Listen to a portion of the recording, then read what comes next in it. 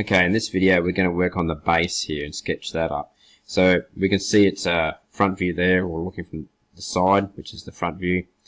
It's got this rectangular shape here, and then it has this shape up here. From the top, we can see its width there, that length there, and we can see that this shape here has these two webs here. So a web there and a web there with the space in between. Plus it's got the bolt holes in here.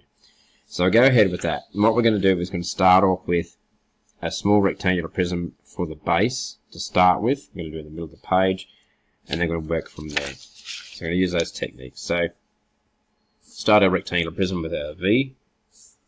Okay. 3 vertical lines. 1, 2. Now it's narrow across this way than what it is wide or long, and I'm going to go about there. Now I'm after the fact that I'm doing this section down here, so it's pretty thin down the bottom here. So across through there for our second V. Yeah, in there. I'm having trouble getting that line there. And then our inverted V here.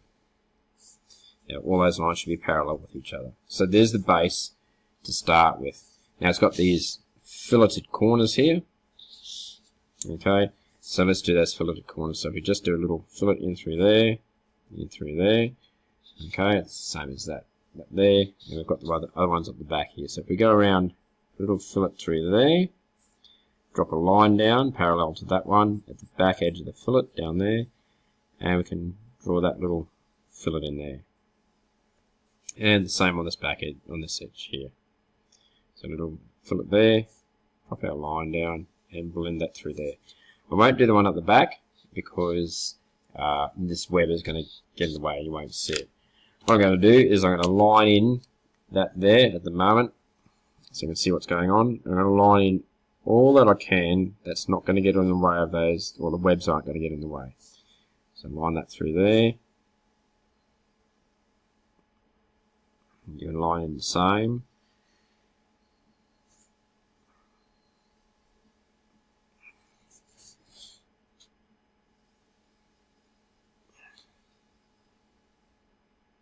Okay, and that's our starting point. That's our little base. So what we're going to do is use the technique of create another rectangular prism that this fits in here. What we can see is that it is set back from the edge on either side a little bit, and it's even this way. So we're going to do a line that's parallel to here. Okay, so start another V.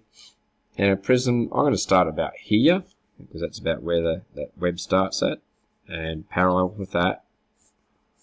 So across here, and 3 vertical lines. So I'm going to use the same technique as what we always have done for doing a prism. So 1.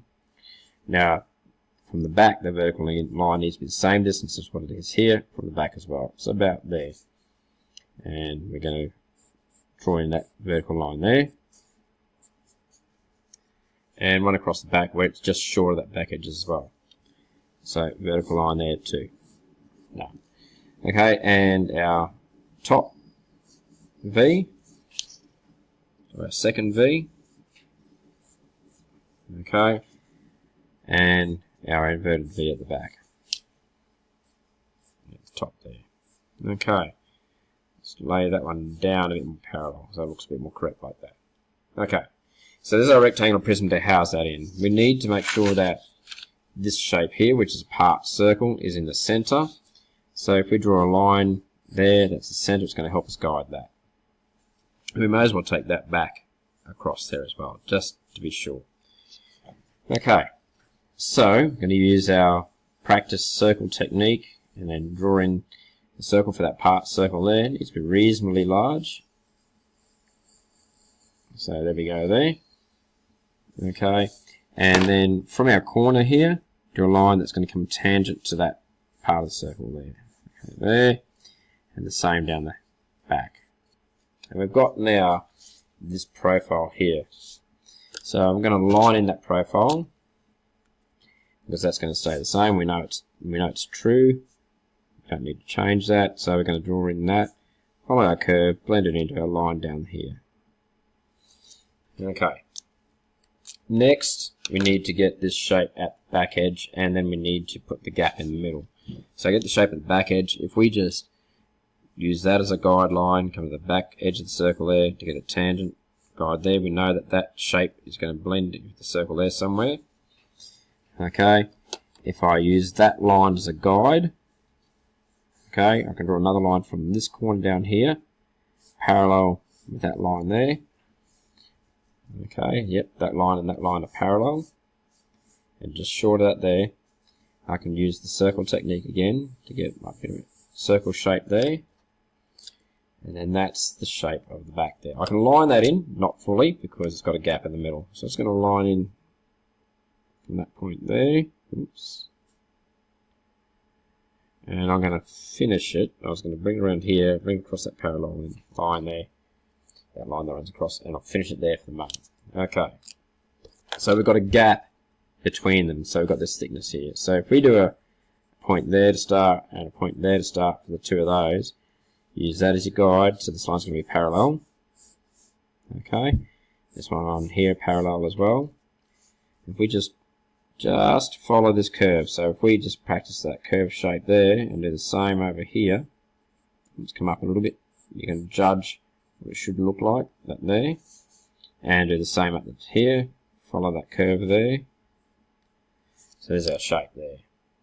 What we do need is realistically, we need that to curve back down here. So if we use that as a guide there, back there, that's that curve that's going to shape, and it's going to go back down there. Doesn't look quite right. I might just circle that.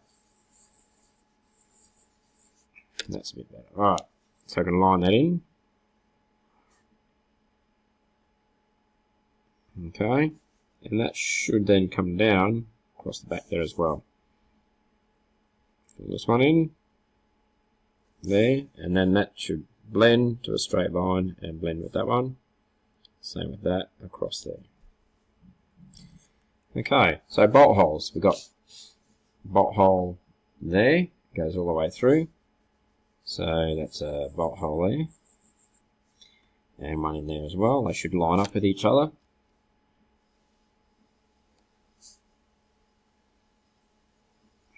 There we go.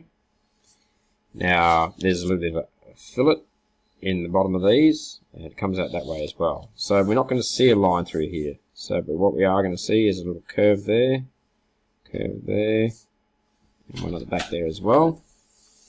Okay, so we're not going to see a line there, but it is slightly curved. So we just put a couple little curves through there and through there, just to show that it's got that curved shape there.